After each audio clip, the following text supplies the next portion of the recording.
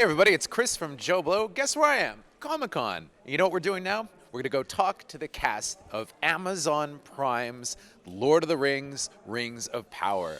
If these people go dark, things are going badly. But that's part of the fun. Does everyone know about the show that everyone watched?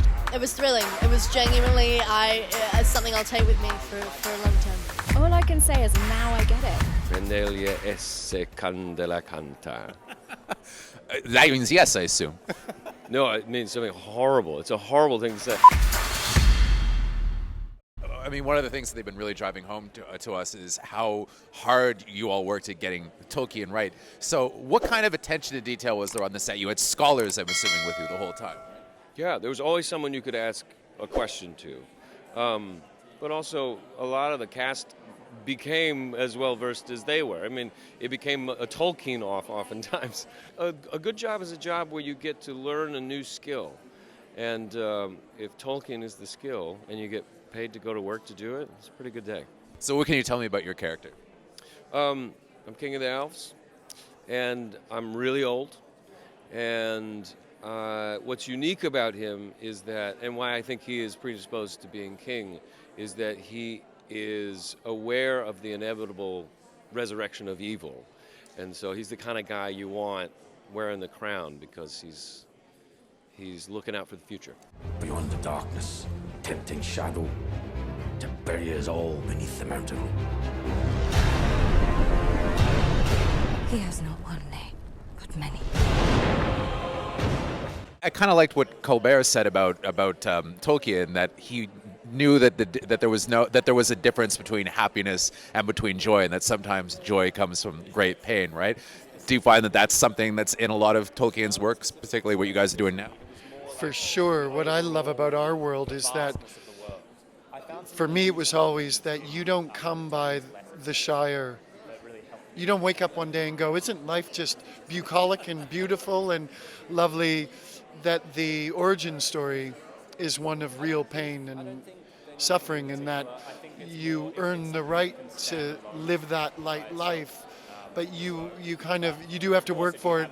And you know, there's going to be a lot of obstacles for our people over the course of the long story, and it's how do we get dark, or do we keep loving? Do we keep playing? Do I keep being mischievous with my children, or does the darkness start to? Because I think our story is not dissimilar from the Lord of the Rings in that if the heart of a hobbit darkens, we're all in trouble. You know, and I think that's the same with us. That's what we represent. So it's a show that's designed to last for 5 years. Do you have like a character? Do you know where it's going for you? I think I'm just focusing on this season and seeing it, and then we'll see. And it's interesting now, it feels like TV, what we used to think of as TV has changed so much where, you know, I look at something like Rings of Power and it feels like a 10-hour movie, like it really does. Do you find that's kind of the way things are going? There's not as much of a division between movies and TV anymore? Yeah, I feel like honestly TV has kind of become just long form, you know, it's cinema in a way, and I really hope that people can have a cinematic experience with this, and if they can, if they're able to watch it on a big screen. And I think there's so much content out there. It's got to be accessible, but hopefully it feels like an 8-hour film. It will take us all. Find the light, and the shadow will not find you. So what can you tell me about your character? Okay, so I play Cavenagh. He's the son of Pharazôn, who people may know from the lore. Pharazôn is a very important political figure. Cavenagh is his son, who's been born into, you know, a golden age, a position of real privilege. And I kind of feel like the kids of powerful people, they can go one of two ways. They can either try and match or outdo their parents, or they can coast. And Camen's kind of in the coasting zone. He's got no reason to buck against the order of the day because it served him so well. And I think one of the frustrations for his dad is that Caven's not offering any new ideas because the current ideas suit him great. And I think what we see in the series for Cavenagh is that he has to consider what he really believes in and what he's willing to fight for, because things start shifting under his feet pretty quick. Gotta ask you a question. Okay, so a show comes out and it's 10 episodes like this. Are you a binge watcher or are you a week-to-weeker? It really depends. I've been a week-to-weeker this year, partly because of the shows I've been in love with. But I'm also very capable of missing something for 7 years and then going, does everyone know about the show that everyone watched for the last decade, and doing it all in about a month. When you talk about doing your first fantasy, what's it like for you walking into Comic-Con and seeing the finished product on the massive screen with the huge sound? What's that feeling like for you? All I can say is now I get it. Now I get why, I can't say that I've ever, this is my first foray into fantasy, so it's not, I've always been like, oh yeah, Comic-Con, cool.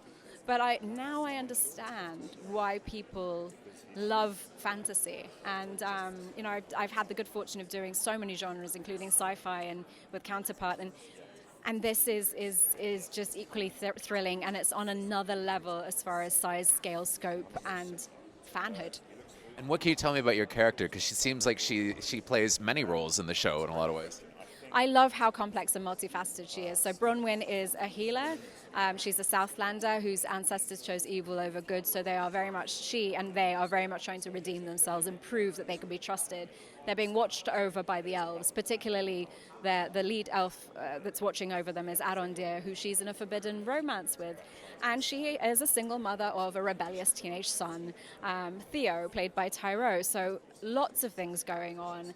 But all I can say is watch this space, because I think you will see her do and say and be involved in things that you would never really imagine in the first episode.